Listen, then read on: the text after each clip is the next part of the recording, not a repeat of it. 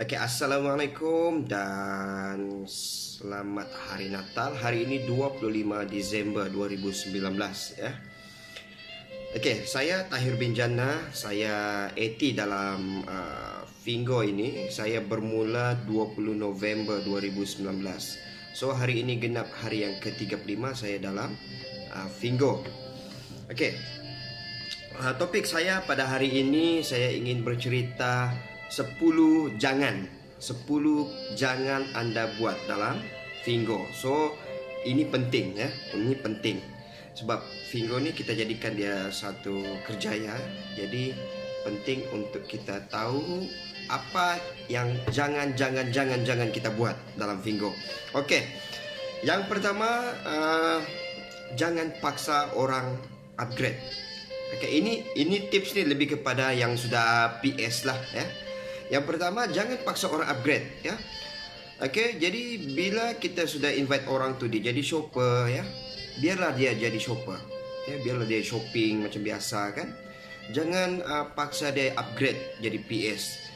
Kita cuma bagi cadangan ya. Kita cuma bagi cadangan. Kita bagi tahulah kalau anda upgrade kepada PS, anda boleh buat duit. Tapi jangan hari-hari bagi tahu, hari-hari bagi tahu dia suruh upgrade. Memaksa, lama-lama dia install, dia unfriend anda, baru tahu. Okey, itu yang pertama. Yang kedua, jangan hantar teks yang penuh dengan skrin ya.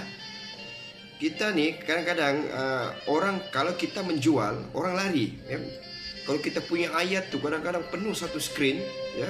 Kalau nak jadi PS ini manfaatnya pam siap apa level semua, commission persen semua dia bagi tahu dalam satu teks, satu lafaz. Percayalah, dia akan bagi anda blue tick dan tinggalkan.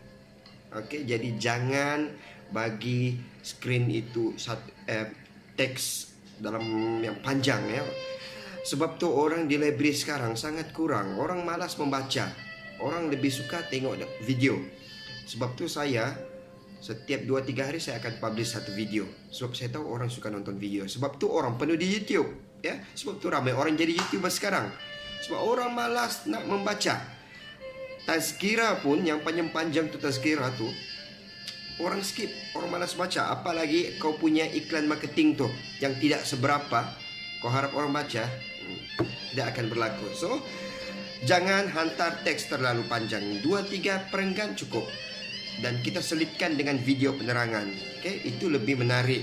Sebab video ni orang suka. Sebab video ni ringan ya. Ringan, mudah difahami. Okey, video yang mengarut-ngarut pun orang suka nonton. Sebab video ni ringan. Okey, itu yang kedua. Yang ketiga, jangan spam. Spam ni kita hantar message yang kepada nombor yang kita tidak kenal. Okey, kita hantar ke sana ke sini. Orang tu tidak kenal kita, dia nampak tiba-tiba iklan. Kalau orang yang kita kenal, okey lah ya, saudara mara, kawan. Tapi ini kita tidak tahu dapat dari mana nombor tu, kita spam. Okey, ini salah satu etika yang tidak betul di dalam marketing. Jangan spam. Okey, terutamanya di Facebook. Yang lucu ni kalau di Facebook ni ataupun dalam YouTube sendiri ya. Bila satu post mengenai Fingo, di bawah komen tu berbaris orang spam dia punya link. Bang, itu orang punya iklan, janganlah tumpang. Buatlah iklan sendiri kan. Ya, tapi kalau bagi saya okey lah. Saya tidak kecam. Tapi kalau orang yang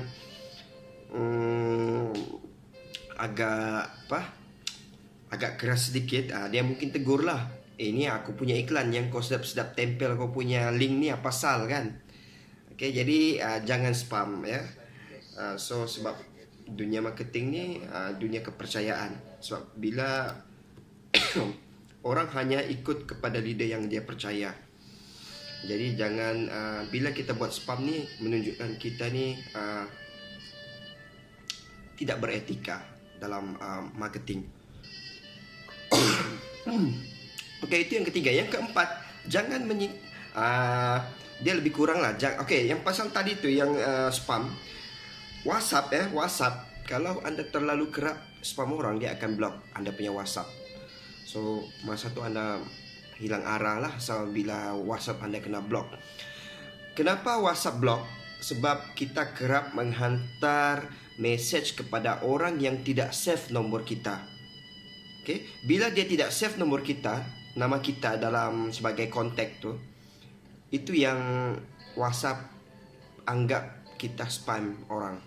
So pastikan kalau kita chat WhatsApp dengan orang, pastikan dia save nama kita untuk mengelakkan daripada WhatsApp kita kena blok. Kalau kena blok, habis. Okay, terpaksalah kita request email kepada WhatsApp untuk di unban. Tapi hanya sekali saja dia lepaskan. Kali kedua kena blok, sorry, habis. Okay, yang keempat, jangan menyelit di iklan orang lain. Ini yang saya cerita tadi. Ya, orang post di Facebook pasal Fingo, dia pun menyelit di bawah dia punya iklan. Bukan satu orang, berbaris 50, 20, 30 orang ya, menyelit. Jadi ini tidak beretika lah kita panggil. Tapi kalau saya punya iklan, saya punya video, silakan, tidak apa. Okay, saya halalkan. Cuma kita takut jumpa orang yang tidak yang keras ya, dia tegur direct, malulah kita kan. Okay, yang kelima, jangan kedekut marketing ya. Fingo ni sebenarnya kita dibagi peluang untuk buat marketing. Kita dibagi peluang untuk sebarkan apps Fingo ni kepada orang ramai. Tidak kisahlah melalui apa cara, melalui FB, melalui WhatsApp, melalui Instagram, melalui WeChat, melalui website, melalui blog, apa-apa saja. Matlamatnya satu, orang install apps itu melalui link kita. So kita sebenarnya buat kerja marketing, sebab itu kita dibayar. Okay? Kenapa Ronaldo dibayar? Dia menyanyi Shopee itu kan, sebab dia buat kerja marketing. Sebab tu dia dibayar kan. Tapi kita janganlah jadi macam Ronaldo, mana ada orang menampak kita kan. So kita, tugas kita sebarkan link kita, apa-apa cara pun. Jadi bila melibatkan marketing ni, melibatkan kos. Okay? Tapi janganlah kedekut. Okay? Kalau anda tanya saya, apa saya buat? Yang pertama, saya buat Google Ads, saya buat website. So buat website ni pun satu kos kan. Satu kos. Untunglah kalau kita pandai buat apps. Untunglah kalau leader kita ada website replika, dia boleh tolong buat.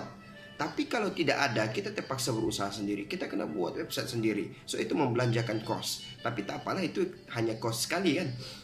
Dan kedua, janganlah kedekut untuk buat Google Ads. Sebab untuk pastikan website kita ada pengunjung, okay, kita kena belanja kos Google Ads. Google Ads ni letak RM10, RM20 sehari pun berbaloi, cukup RM20-30. Pada mulanya saya belanjakan RM30 satu hari untuk Google Ads. Dan amat menakjubkan dia punya pulangan. So saya tambah 100 satu hari. Berbaloi, jangan kedekut untuk marketing. FB Ads pun kita boleh buat FB Ads untuk tarik orang ke website kita, untuk tarik orang ke page kita. Okay, itu yang jangan kedekut buat marketing ya. Okay, sebab marketing ni pun ada cost ya. Okay, yang seterusnya, tips yang keenam, jangan buat testimoni palsu. Okay, cakap income saya sudah 20,000 dalam masa 2 hari, cakap income saya 50,000 dalam 3 hari, mentang-mentang orang tu tidak kenal kita, kita tipu. Okay, siap edit lagi. Okay, jadi buatlah testimoni yang original. Biarlah testimoni itu diri kita sendiri. Paling penting testimoni diri kita sendiri. Walaupun income kita baru 3-400, tapi 3-400 itu masuk ke account bank kita, dan kita pula tunjukkan testimoni itu kepada keluarga kita, kepada kawan kita, itu lebih power sebenarnya. Sebab kawan kita kenal kita. Daripada kita bagi tunjuk income orang yang 50,000, 60,000 tapi dia tidak kenal, lebih baik kita tunjukkan testimoni diri kita sendiri, sebab kawan kita kenal kita. So buatlah testimoni diri sendiri, jangan guna testimoni yang palsu. Okay? Ya, sebab kalau kita buat testimoni palsu, itu jatuh haram juga kan, sebab kita menipu. Okay. Yang ketujuh, jangan buat jaminan income, sebab kita bukan satu pelaburan. Okay? Kita bukan satu pelaburan, jadi jangan buat jaminan income. Bang, kau join Fingo ni, kau upgrade, Setiap hari kau akan dapat 100, 200, 300 confirm. Ini ayat orang cakap ayat scammer lah. Kita bukan pelaburan kan, kita bukan pelaburan. Kita cuma tunjukkan macam mana income itu boleh dapat. Macam mana income itu boleh dapat daripada sumber orang beli dan sumber orang upgrade. Jadi jangan cerita, jangan bagi jaminan orang income dapat. Lepas tu siap, kalau tidak balik modal saya ganti. Jangan buat ayat macam begitu. Biarlah kita sampaikan dengan telus, biar mereka yang nilai. Dia orang mau buat atau tidak buat itu terpulang daripada mereka. Mungkin dia orang selesa menjadi shopper saja, dia orang tidak menjadi PS. Itu terserah.